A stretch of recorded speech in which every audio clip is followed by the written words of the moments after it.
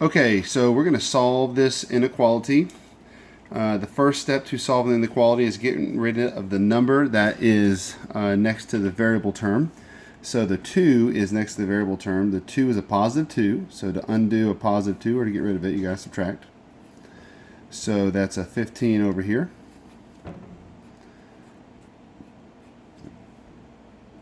And then we have to undo multiply by negative 5. Since the negative 5 is multiplying the x, the opposite of multiplying by a negative 5 is dividing by a negative 5. So we're going to divide both sides by a negative 5. So we're going to get negative 3.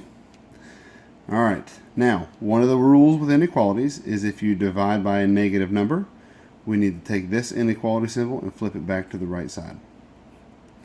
And then, lastly, we like to finish with the x on the left side.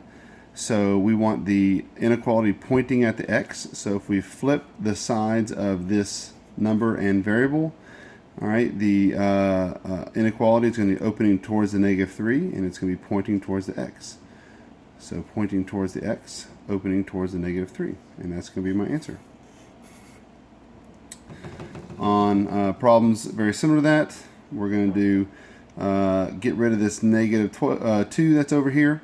So the opposite of a negative 2 is a positive 2. So we're going to get 21 is greater than or equal to a 3x. And then the opposite of multiply is divide. So divide both sides by 3. And the 3's go away. We get a 7 is greater than or equal to a x. Now, we did not flip the inequality on this one because this 3 is a positive 3. That 3 is a positive 3, and so we don't flip the inequality. Now, when we want to put the x on the left side, we put the x over here, we put the 7 over here. Notice it's pointing towards the x, and this is opening towards the 7, so we're going to point towards the x and open towards the 7.